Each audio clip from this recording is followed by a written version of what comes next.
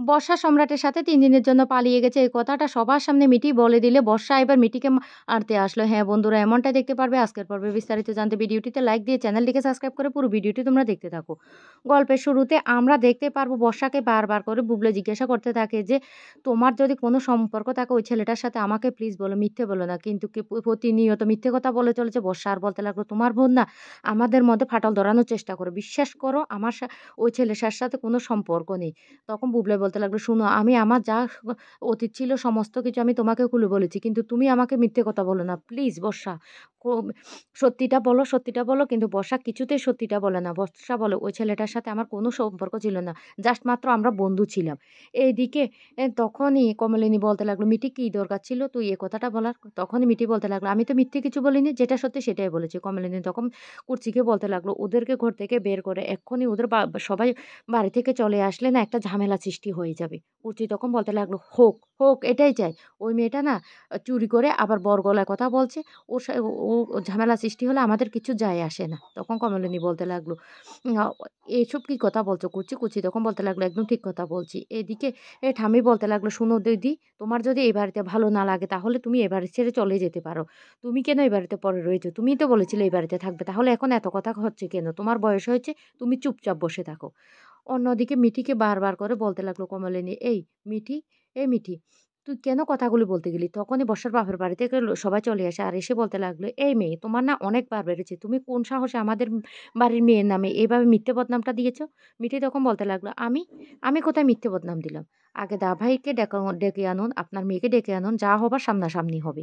এই কথা বলতে তখনই সেখানে বর্ষা কান্নাকাটি করে ছুটে আসে। তার মাকে জড়িয়ে ধরে কান্না করতে থাকে আর বলতে লাগলো, "মা, মা, মা দেখো এই মেয়েটা আমার পিছনে উঠে পড়ে লেগেছে। কিভাবে মিথ্যে, মিথ্যে বদনাম দিচ্ছে আমার নামে। আমি যেটা করিনি সেটাই বলছি।" তখনই এই কথা শোনার সাথে, সাথে উম সেই বর্ষার মা রেগে যায় আর বলতে লাগলো, "এসব, এসব কি কথা বলছো? তোমাদের বাড়িতে তো এসব ঘটনা প্রতিনিয়ত ঘটে চলেছে। আর তোমরা আমার বাড়ির মেয়ের নামে এসব কথা বলছো? নাটের গুরু হলো তোমার মা। সবটা করছে তোমার মা।" এই কথাটা শোনার সাথে, সাথে কুর্চি তখন রেগে যায় আর বলতে লাগলো, "কি বলছেন? আমাদের বাড়িতে এসে আমাদের বৌদি ভাইকে নাটের গুরু বলছেন? কি করে আপনি এই কথাটা বলতে পারলেন?" তখন কমলিনীর শাশুড়িও বলতে লাগলো, "এত বড় সাহস কি করে হলো আমাদের বাড়ির বউকে নাটের গুরু বলার? আপনাদের বাড়ির মেয়ে কি করেছে সেটা আগে সবথেকে শুনুন, তারপর বিচার করবেন।"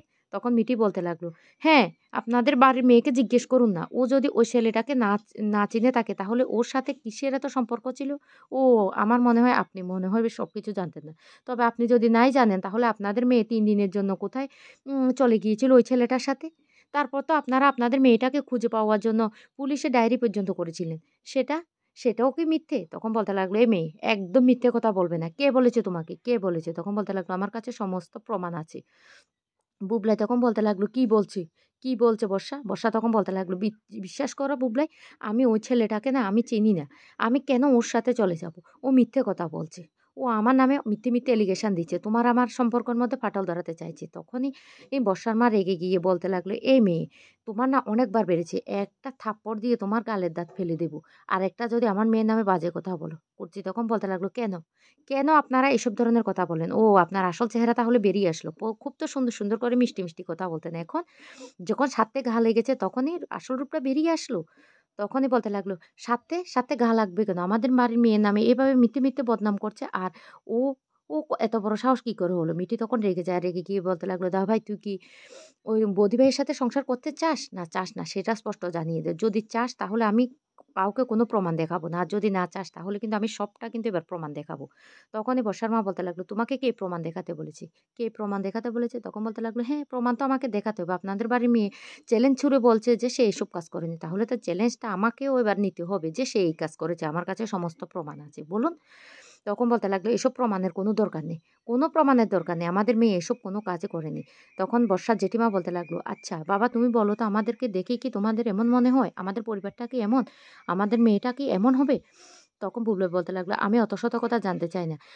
বর্ষা কেন মিথ্যে কথা বলেছে আমার কাছে? হ্যাঁ, ওর জীবনে একটা ঘটনা ঘটতেই পারে। তাহলে ও আমাকে সত্যিটা না বলে সেটা কেন গোপন করছে? আমি সেটাই জানতে চাই।" তখনই বর্ষা বলতে লাগলো, ও সব মিথ্যে কথা বলছে। আমি এসব কোনো ঘটনাই করিনি। এসব কোনো ও কাজ আমার সাথে হয়নি। তখন এই কথা শুনে মিটি বলতে লাগলো, "তাহলে? তাহলে বই দিবে? আমি কি এবার প্রমাণটা সবার সামনে দেখাবো? দেখাবো?" এই কথা বলতে বর্ষা তখন রেগে যায়। আর রেগে গিয়ে মিঠিকে চড় মারতে আসলে মিঠি তখন হাতটা ধরে ফেলে। ধরে বলতে লাগলো, "আমি আমার মা নই যে সবকিছু সহ্য করে যাবো। আর এমন দায়ভারও আমি নিয়ে বসে রাখিনি। তোমার এত বড় সাহস কি করে হলো? তুমি আমার গায়ের উপর হাত তুলছো? কে তোমাকে এত বড় সাহস দিয়েছে? শুনো, আমি না এখনো দাদার ইনকামে আমি খাই না। তাই তোমার কোনো অধিকার নেই আমার গায়ে হাত তোলার।" তখন এই কথাটা সবকিছু শোনার পরে ওই বড় ঠাকুমা বলতে লাগলো, "ও মা, আমি তো এই মেয়েটার হাতে সকালবেলা চা পর্যন্ত খেয়ে ফেলেছি। ছি, ছি, ছি, ছি, ছি, ছি! এই ছেলেটা ৩ দিন একটা ছেলের সাথে ছিল? কি লজ্জার কথা!" কুর্চি তখন বলতে লাগলো, "শোন বুবলাই, তোর বউটা যে মুখোশধারী সেটা এবার তুই বুঝতে পারলি? তোকে না একদম ঠকিয়েছে।" মিটি তখন বলতে লাগলো, "একদম আমার সাথে বাড়াবাড়ি করতে আসবে না। এবার কিন্তু আমি প্রমাণসহ সবাইকে দেখিয়ে দেব।"